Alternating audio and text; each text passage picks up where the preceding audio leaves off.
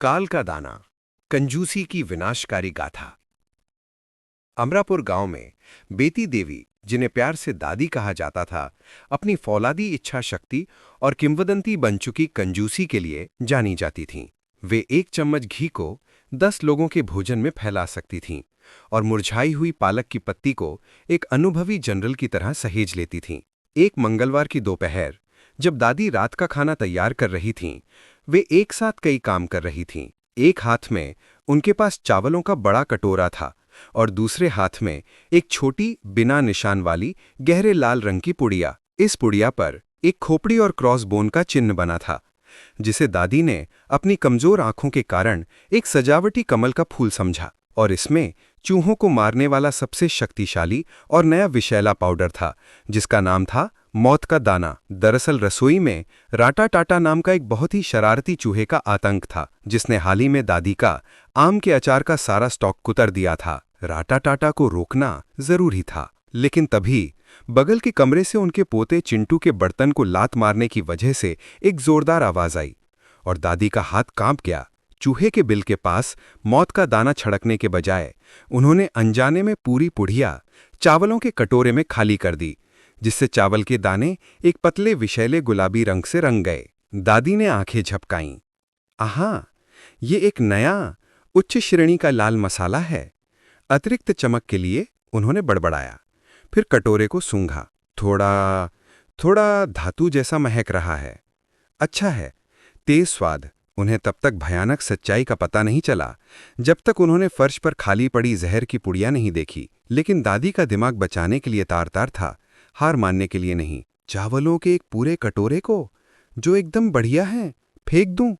कभी नहीं, उन्होंने शांत रसोई में घोषणा की। उनका समाधान एक ऐसा तर्क जो इतना विकृत था कि उसे अपने आप में एक फिलॉसफिकल पाठ की जरूरत थी। सरल था, मैं इसे तब तक धोऊंगी जब तक जहर बेजहर न हो जाए। 45 मिनट तक उन्होंने चावलों को इतनी जोर से रगड़ा कि वे सचमुच कांप रहे थे। उन्हें विश्वास हो गया कि उन्होंने मृत्यु के सार को ही धो दिया है। गर्व से उन्होंने चावल को उबलने के लिए चढ़ा दिया। उस रात बासमती चावल और दाल की सुगंध हवा में फैल गई। परिवार के मुखिया गोपाल दास, जो सादगी पसंद और अथाह पेट वाले व्यक्ति थे, मेज पर बैठ गए। बेती, चावल में तो अद्भुत खुशबू आ रही है, गोपाल दास ने दहाड़ते हुए कहा, पहले ही दूसरी बार खाने की तरफ देखते हुए। परिवार के सदस्य अर्जुन बेटा, एक घबराया हुआ अकाउंटेंट, प्रिया बहू, एक संशयवादी पूर्व शहर की लड़की, और चिंटू 10 साल का पोता जिसका आहार केवल मैगी नूडल्स और डिजिटल मनोरंजन पर टिका था, बैठ गए। प्रिया ने एक छोटा झिझकता हुआ निवाला लिया। दादी, क्या ये सिर्फ मुझे लग रहा है, या इस चावल का स्वाद तेज, थोड़ा जलने जैसा है? बकवास बहू, उन्होंने डांटते हुए गोपाल को एक विशाल पहाड़ जैसी परोसन दी। ये समर्पण का स्वाद है। खाओ गोपाल, तुम हमेशा पर्याप्त प्रोटीन न मिलने की शिकायत करते हो। ये चावल विशेष रूप से फोर्टिफाइड है। गोपाल दास ने, जिन्होंने कभी किसी कार्बोहाइड्रेट को ना नहीं कहा, अपनी पहली प्लेट सांस के साथ अंदर ले ली। उत्कृष्ट, एक विजय बेटी। मेरी जुबान में सनसनी हो रही है। क्या ये हिमालयी चावल की कोई नई किस्म है? फिर उन्होंने तुरंत 2 और बड़े हिस्से लिए। अर्जुन और प्रिया ने थोड़ा बहुत खाया, लेकिन चिंटू, जो परिवार का अनजाने में उद्धारक था, ने नाक से कोड़ी। गंदा, ये दादू के जंग लगे फावड़े जैसा महक रहा है, उन्होंने बुदबुदाया। चावल को दूर धकेल दिया और अपने नियॉन पीले पहले से पके इंस्टेंट नूडल्स के कटोरे तक पहुंच गए। भोजन के 1 घंटे के भीतर शाम एक नाटकीय सिंक्रोनाइज्ड अस्पताल की दौड़ में बदल गई।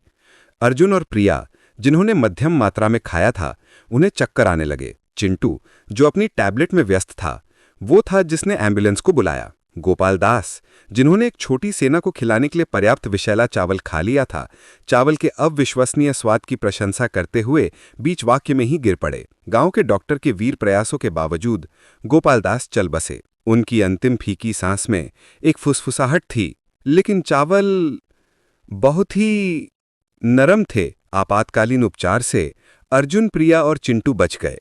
अनजाने में कातिल दादी भी जल्दी ठीक हो गईं, लेकिन उन्हें सबसे ज्यादा अस्पताल के बिल की चिंता थी। रिहाई के 1 दिन बाद दादी अपनी रसोई में खड़ी थीं, त्रासदी के बचे हुए हिस्से को घूर रही थीं। बचे हुए घातक चावलों का विशाल पॉट। वे दुख से भरी थीं, लेकिन उनकी मितव्ययी प्रवृत्ति पहले ही उनके शोक पर हावी हो रही थी। 5 किलो पका हुआ चावल, उन्होंने सिर हिलाते हुए कहा। नष्ट नहीं करना, जरूरत नहीं होगी। मैं तो बस खाना बचाने की कोशिश कर रही थी। इंसान बस बहुत नाजुक थे। उनके दिमाग में एक नया, भयानक तर्क पनपा। अगर इंसानी पेट फोर्टिफाइड चावल को संभाल नहीं सकते, तो निश्चित रूप से एक फार्म जानवर का मजबूत पाचन तंत्र ऐसा कर सकता है। मुर्गियां, उनके पेट लोहे के होते हैं। उन्होंने चावल इकट्ठा किए और भारी दिल लेकिन दृढ़ संकल्प के साथ विशैला ढेर मुर्गी घर में फेंक दिया। उनके झुंड का सितारा, एक शानदार अति आत्मविश्वासी मुर्गा जिसका नाम कैप्टन क्लक था, ने संदेह से दानों पर चोंच मारी। क्लक क्लक क्लक, भुल्ला क्लक, कैप्टन क्लक ने चेतावनी दी, जिसका मुर्गी भाषा में अर्थ था, साथियों, इस चावल का स्वाद पछतावे और बुरे फैसलों जैसा है। हम इससे बेहतर हैं। लेकिन झुंड भूखा था। छोटे चूजे और लालची मुर्गियां चावल पर टूट पड़ीं। सिर्फ 3 मिनट बाद एक शांत पंखी हुआ सर्वनाश हुआ। कैप्टन क्लक बीच चोंच में ही अचानक जम गया। मुर्गियां ताश के पत्तों की तरह गिर गईं। मुर्गी घर, जो कुछ पल पहले शोरगुल का केंद्र था, अब पूर्ण हास्यास्पद स्थिरता का दृश्य था। खिड़की से देख रही दादी ने केवल आह भरी। तो मेरी रसोई के लिए मुर्गियां भी बहुत नाजुक हैं। कैसी नाजुक दुनिया है। गोपाल दास के अंतिम संस्कार का दिन आ गया। हवा में शोक भरा था, लेकिन खान पान की व्यावहारिक समस्या भी थी। पूरे गांव के आने की उम्मीद थी। और दादी की रसोई वह जगह की जहां हमेशा खाना तैयार किया जाता था। दादी मुर्गी घर में खड़ी थीं, अपने मृत झुंड पर विचार कर रही थीं। एक नया और भयानक विचार उनके दिमाग में आया। मुर्गियां मर चुकी हैं। हाँ, उन्होंने अपने पैर से ककड़े हुए कैप्टन क्लक को टटोलते हुए कहा, लेकिन वे मेरे पकाने से पहले मर गईं। जहर चावल में था, जो अब उनके पेट में है, लेकिन जहर उनके मांस में नहीं घुसा। वे इस भयानक पाकीय परिकल्पना के प्रति पूरी तरह समर्पित थीं। मांस, उन्होंने एक नोबेल पुरस्कार विजेता वैज्ञानिक की निश्चितता से कहा, सुरक्षित है। ये बस जहर के झटके से थोड़ा, बस पहले से नरम हो गया है। इस सभी बढ़िया फार्म में पाले गए आत्मसमर्पित चिकन को बर्बाद करना गोपाल की याद का अपमान होगा। एक ऐसी निर्मम इच्छता के साथ जो पागलपन की हद तक थी, दादी ने विशैले झुंड का वध किया और अपनी प्रसिद्ध गोपाल की विरासत चिकन करी तैयार करना शुरू कर दिया। करी का गहरा लाल रंग शानदार था। अंतिम संस्कार का जुलूस गंभीर था, लेकिन उसके बाद की दावत का बेसब्री से इंतजार किया गया था। दादी के पौराणिक खाना पकाने की खबरें तेजी से फैलीं, यहां तक कि अंतिम संस्कार तक भी। गांव के सबसे कुख्यात मामलातकार काका प्रेम, एक ऐसे व्यक्ति जो हर भोजन को अंतर्राष्ट्रीय खाद्य निरीक्षक की गंभीरता से आंकते थे, वे सबसे पहले लाइन में खड़े थे। बेटी, उन्होंने करी का एक बड़ा चम्मच लेते हुए कहा, मुझे उम्मीद है कि ये उस चावल से बेहतर होगी जिसके बारे में मैंने सुना था। गोपाल समारोह के दौरान थोड़े अकड़े हुए लग रहे थे। शांति चाची, गांव की गपशप करने वाली, ने अपनी पड़ोसी श्रीमती शर्मा को कोहनी मारी। देखो वे कितना खा रहे हैं। ये दादी का विशेष शोकाहार है। इतना खाओ कि अपना दुख भूल जाओ। दादी मुस्कुराते हुए देखती रहीं, जैसे मेहमान करी को चट कर रहे थे। ये एक भयानक हिट था। काका प्रेम अपनी रिव्यू के बीच में, मसाला पर्याप्त है लेकिन चिकन असाधारण रूप से नरम है, अचानक अपना सीना पकड़ लिया। उनकी आंखें पथरा गईं।